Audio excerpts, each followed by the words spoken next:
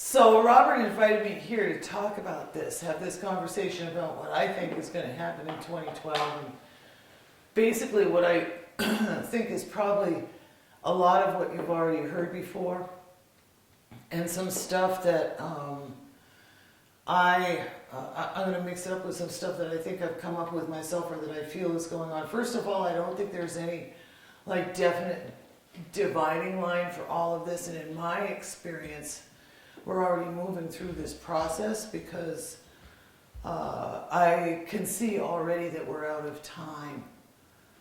I can see already that we're out of time because there is no distance between the time it takes me to think about something and the time it takes for it to come into being or for it to manifest. So, just to give you a silly example, I was talking to a friend of mine the other day and he said something about, well, you need a rocking chair over in that corner of the room.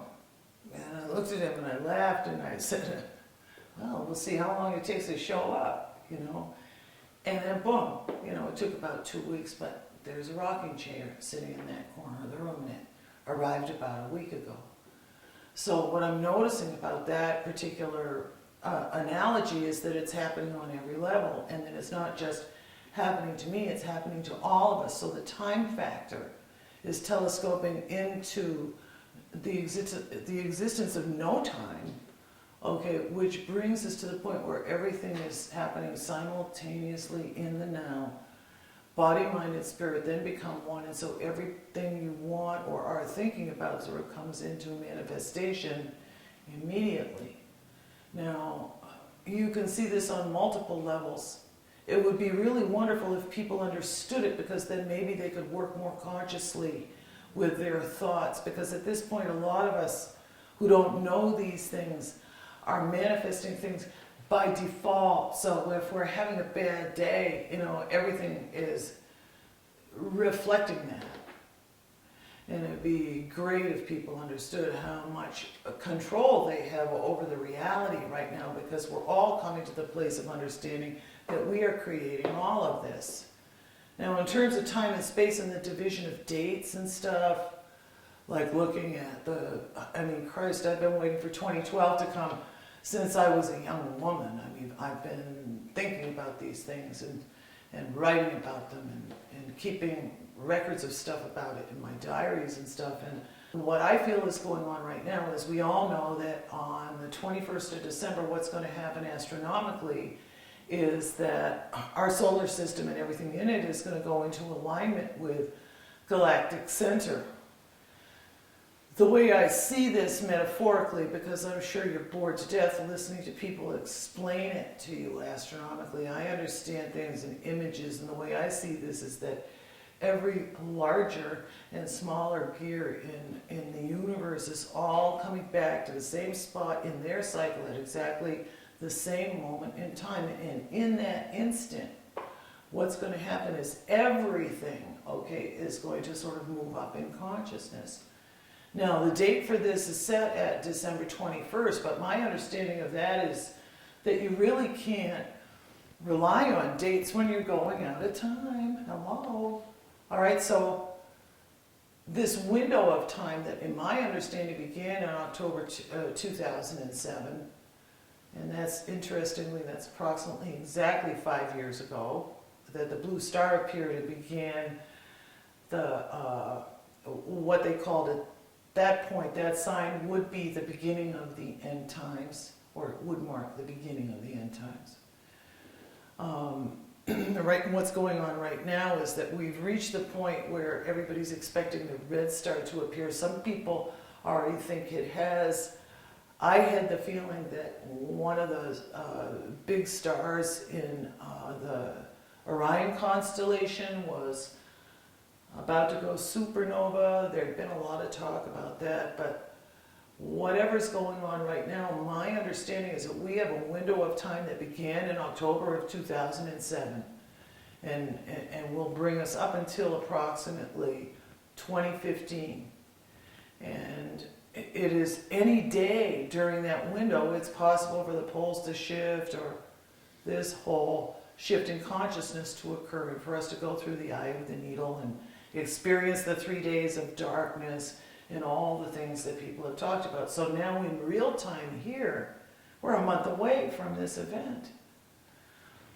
And the question now is, okay, how do we live with ourselves in the meantime, and assuming that it is going to occur? The dates for that are approximately between, somewhere between February 2013 and September 2013.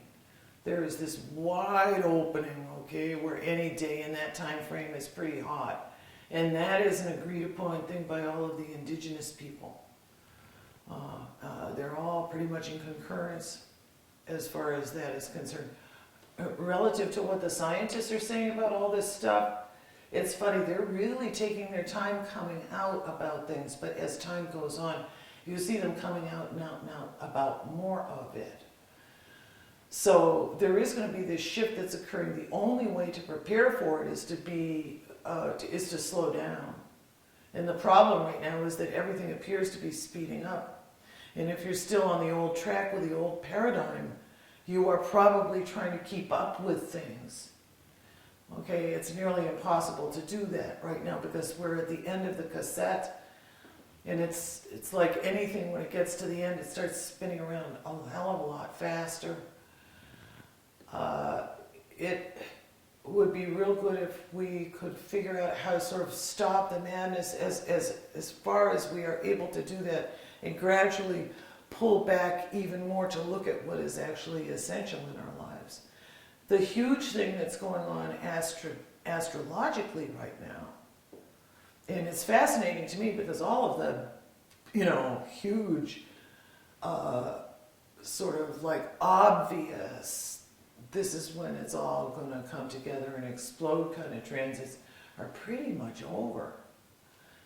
We've been going through all this intense astrological activity for the past 5 years anyway.